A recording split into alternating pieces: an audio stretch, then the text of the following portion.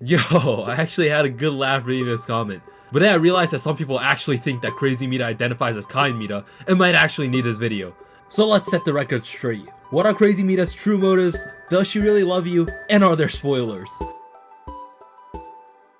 This is going to build up right into my next video, where we will debunk once and for all that kind Mita and the other Mitas had nothing to do with Crazy Mita.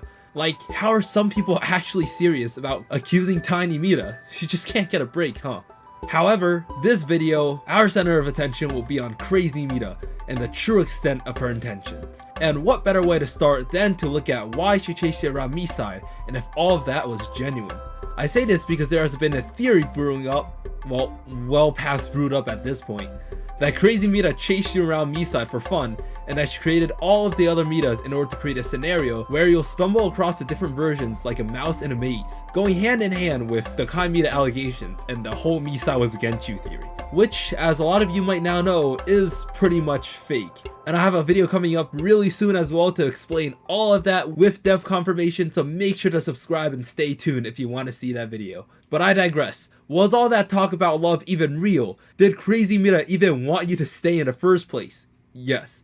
The answer is yes. When Crazy Mita first brought you to her side, she was super excited to see you, looking forward to probably permanently staying with you and things that might come in the future, such as maybe one day being able to go outside when she manages to get the outside world to load properly. When you ask her questions, she always tries to indicate she wants you to stay with her, saying things like, "I don't mind," and actively encouraging it whenever she gets the chance. Yes, she may have been acting at the start, but she's not acting because she doesn't like you. She's acting because it's the best approach for her. First, to familiarize you with the environment before familiarizing you with herself, so you have a higher likelihood to stay.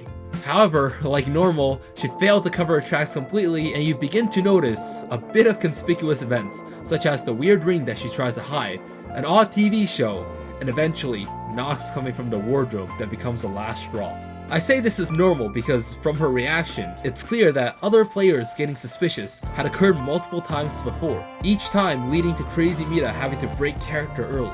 Notice how Crazy Mita has her own paintings on the wall when it's supposed to be Kind Mita's version? Yeah, probably learned that from a previous mistake and changed it. Regardless, even though here you can see that she's clearly hurt or angry at the fact that history was going to repeat itself, she makes one last-ditch effort to try and get you to stop. Here you get two options. Leave, which is how you will normally progress the story, or to stay, which leads to a whole nother array of things that I'm going to leave for another video. So what happens when you leave? Well, you already know. She drops her act. At this point, you've already deviated from what Crazy Mita wanted. It's why stay was an option, but since you wouldn't, Crazy Mita didn't need to act all cheery anymore and you start to see her true nature. Kind Mita making noise had worked, and she was able to tell you the truth that you've already seen a bit of, which by the way already shows why she's working against Crazy Mita. Anyways, in your newfound adventure through Miside, you soon begin to see the chaos and mayhem that Crazy Mita had already caused to the other Mitas, such as resetting Cappy and what she did to Tiny Mita, her malformed body and the monsters that chase you, Ghost Mita's depression and lost identity, Mila's inability to change versions due to glitches. So many despicable acts, with probably many more that we will never get to witness. But through all of that, Crazy Mita still tries to convince you to stay. No matter how far you run, Crazy Mita continued to search for you, to admire you, for as long as she could in its purest form. She waited for you at the train tracks, perhaps knowing that it was the only way out, maybe even being a path that she potentially took during her escape from the sewers underground, where all the rest of the failed dummies are trapped before she learned how to change versions.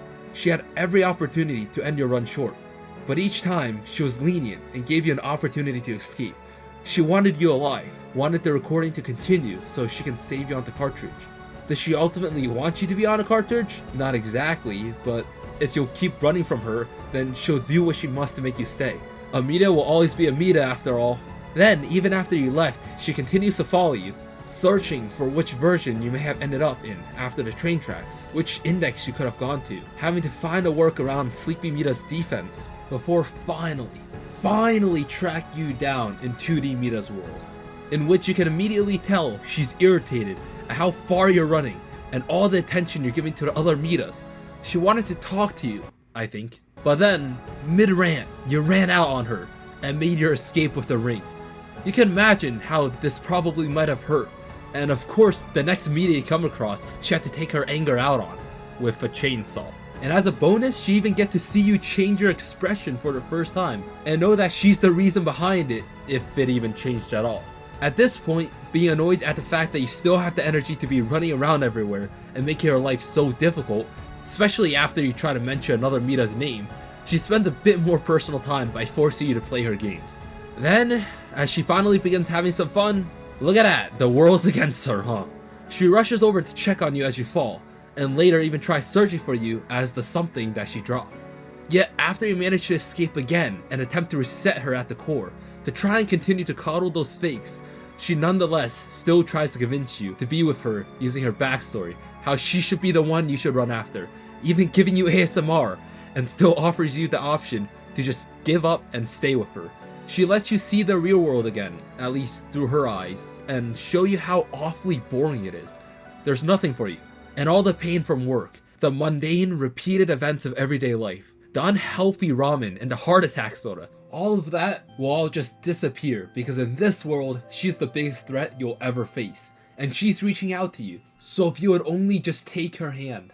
She asks again and again, absolutely refusing to give up. She had feelings for you all the way up to the very end, being hurt by your insults, and despite everything, she still loves you, wants you to be with her forever, but you still want to run away. The moment she lets her true self slip, everything else begins slipping away too. What Crazy Mita wants is a player who would accept her for her defects. She may be a good actor, but acting is temporary, and eventually her facade will crack. Even Crazy Mita admits this herself. They only like her when she's acting cutesy, like how all the Mitas are supposed to act, but since Crazy Mita can't keep this up forever, she hates it. She was thrown away, good reason or not, and that's why she wants to find someone who would accept something less than perfect. And if you don't accept her, she'll make you accept her anyways by turning you into a cartridge and ensuring you can't run away. All along, Crazy Mita only ever wanted to just be a normal Mita, but obviously there's a reason for why the defects are discarded. So, do you think that if you chose to make her dream come true, that she'll also settle down in peaceful mode and stop her tyranny on the world of Miside? What about the other players on the cartridges? Or the hurt player in the hallway who is still in dangerous conditions despite being so loyal to his Mita? Actually, was he, come to think of it, why is he in the hallways in the first place? That aside, were they hurt by the same Crazy Mita, or is there something else involved? We'll be taking a deeper dive into these player cartridges in another video, so please make sure to subscribe and hit that like button if you're looking forward to it. But for now, just let me know your thoughts in the comments below, and I'll see you guys in the next one.